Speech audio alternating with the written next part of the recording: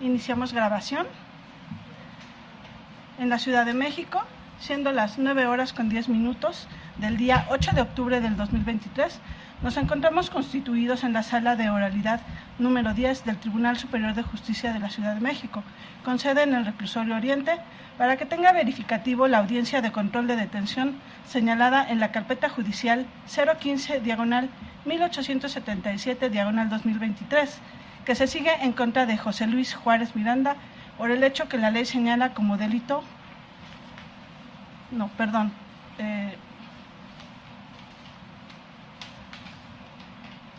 Edwin Ismael. Sí, perdón.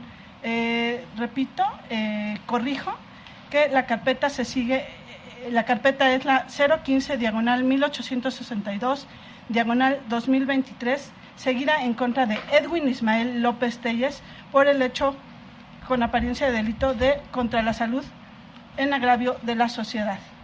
Por tal motivo, se le solicita permanecer en forma respetuosa y en silencio.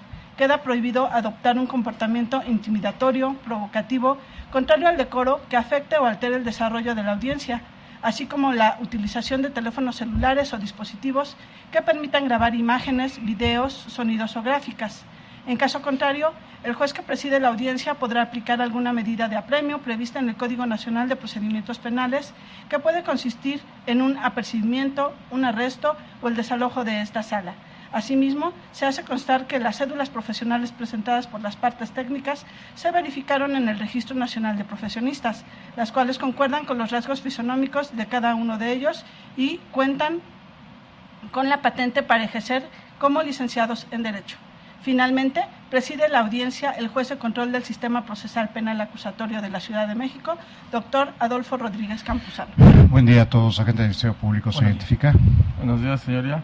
Comparece el licenciado Ricardo Daniel Salado Mondragón, identificando con cédula profesional número 3.157.010, proporcionada al auxiliar de esta sala. La defensa, por favor. Con su venia, señoría. Buenos días, fiscal.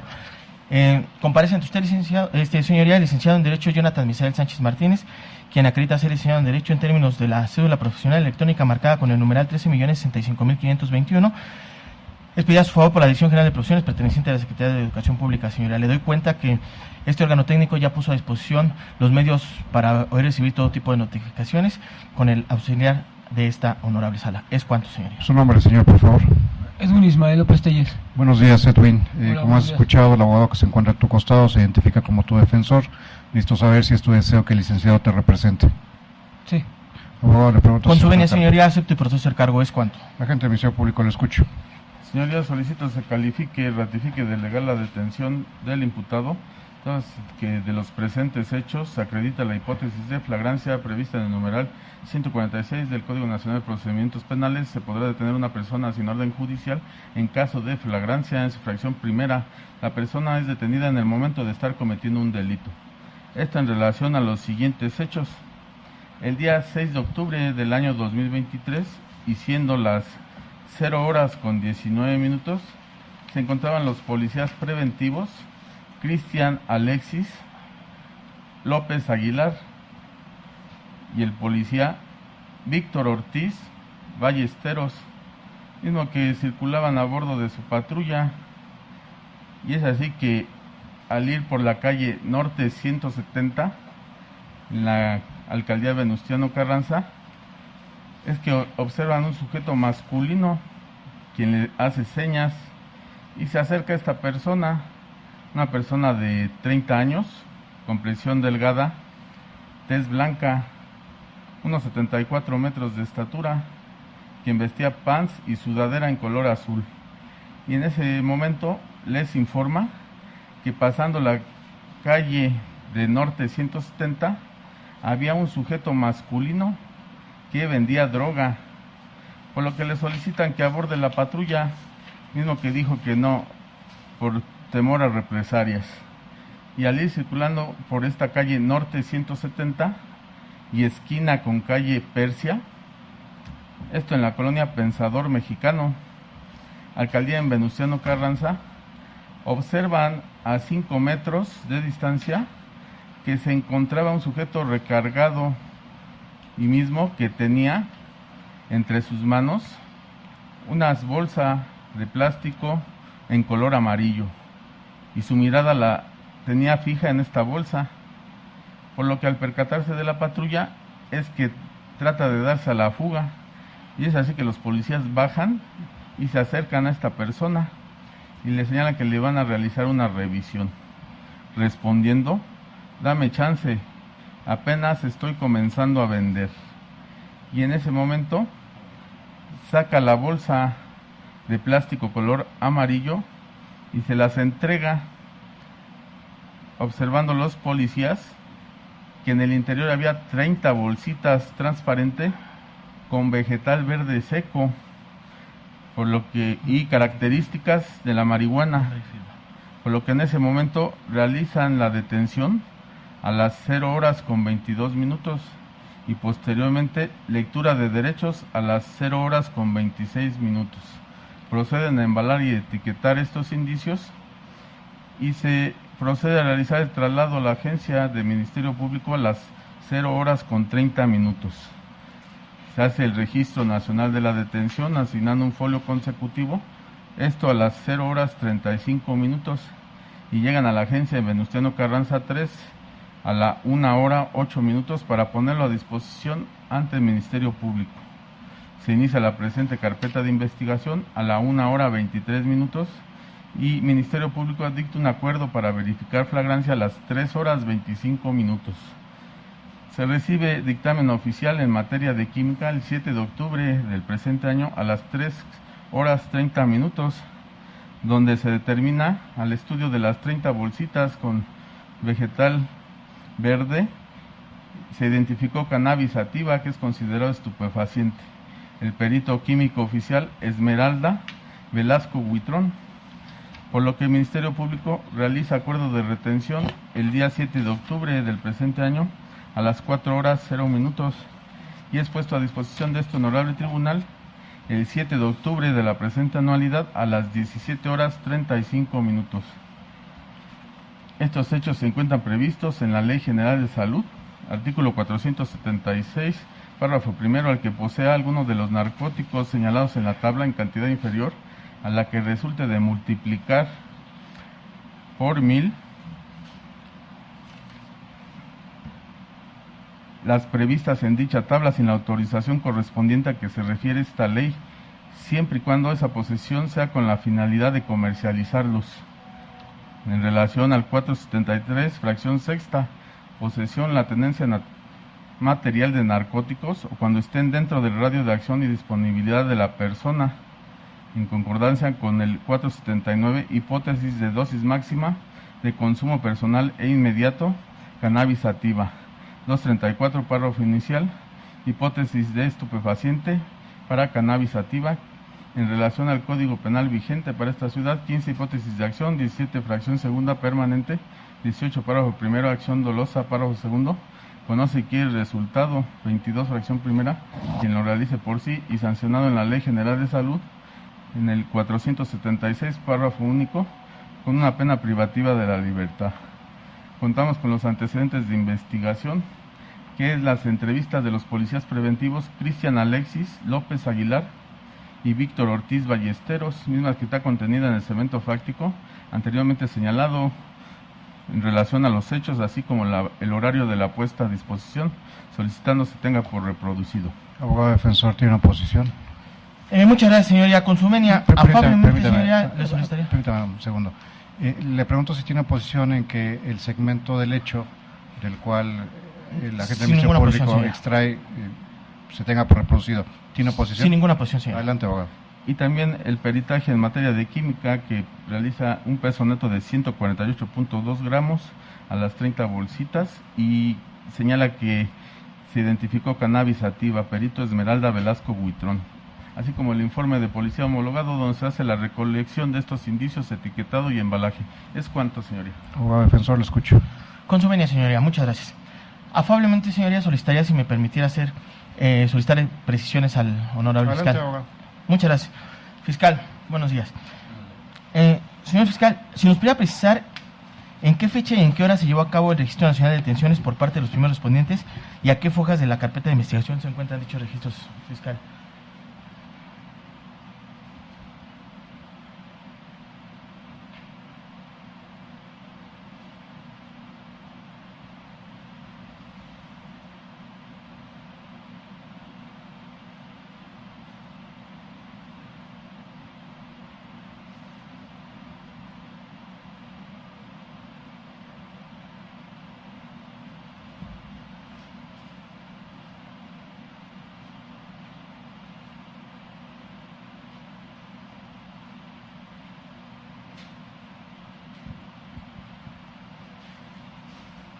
Pues no creo que lo encuentre, abogado, porque no lo imprimen.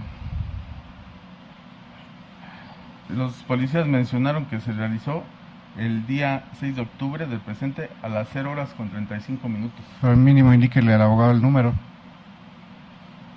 Sí, su señoría. Es CX/FC/17 Sí. /0610/2023/006. Sí, señoría, pero yo estaba solicitando a qué foja se encuentra esa impresión. No se encuentra, bueno, bajo el proceso, sí, ¿verdad? Sí, el principio de eterna y buena fe no se encuentra agregado. No, señoría. Muchas gracias, señoría.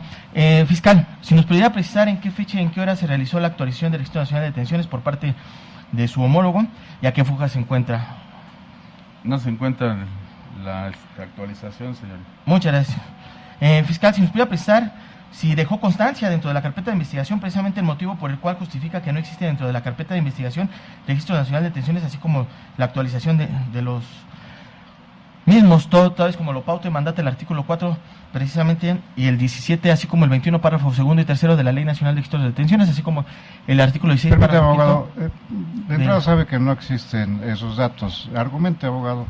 Ok, muchas gracias, señora.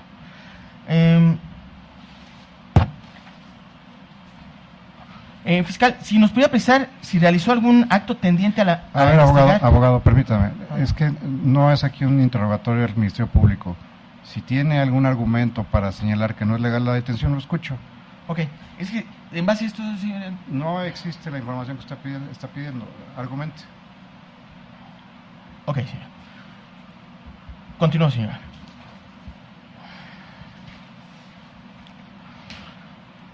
Señora, hemos aprendido de este nuevo sistema de justicia penal que existen tres tipos de detenciones: la legal, la ilegal y la arbitraria.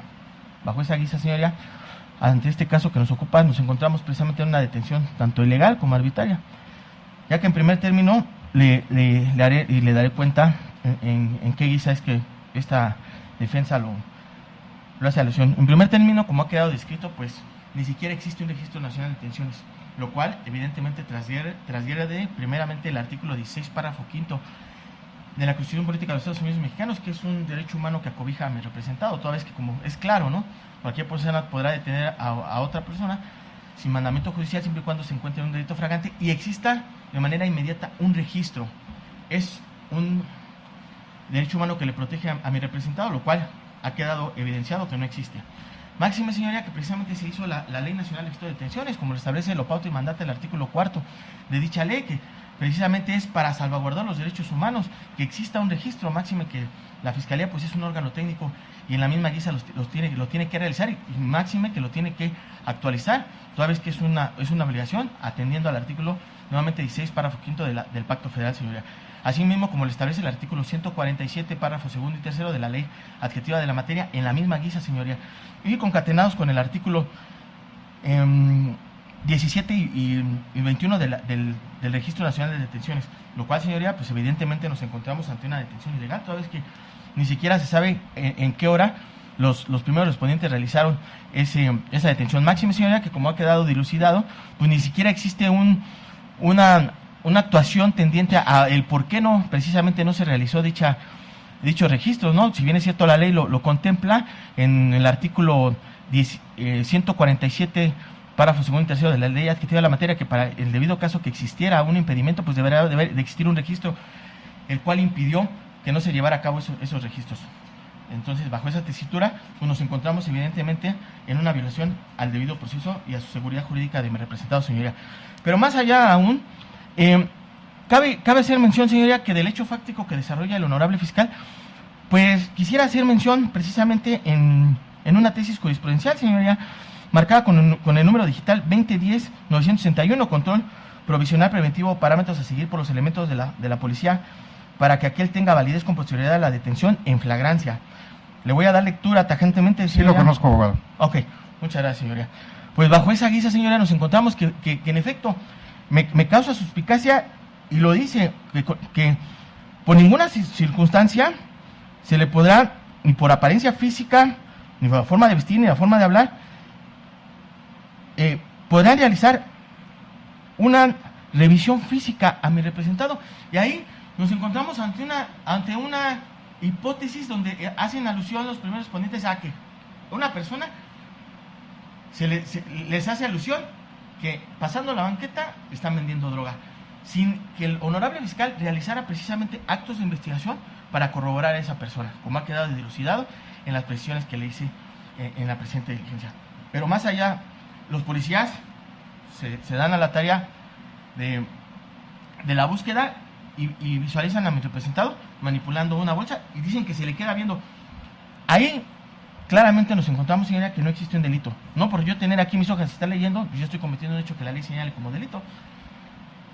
Pero más allá aún, no se justifica bajo esa tesis jurisprudencial, señoría, el acto de molestia, lo cual evidentemente atenta al artículo 16, seguridad jurídica de mi representado, lo cual, vuelvo a reiterar, los policías le hacen una revisión, lo cual no se justifica y por ende, señoría, se le hace una detención ilegal.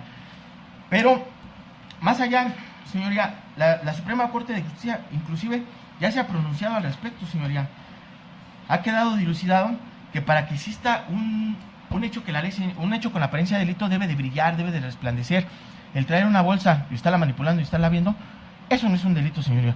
Por tal motivo, bajo esa lista es que le hago del conocimiento que no existe que la detención fue totalmente ilegal y arbitraria, señoría.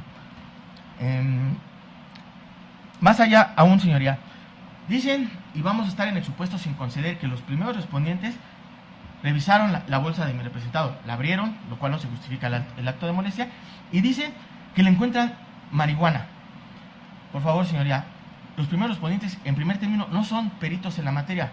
Le hago del conocimiento que a Fojas 8 se presenta el policía de nombre Cristian Alexis López Aguilar y dice que tiene de instrucción educativa bachillerato.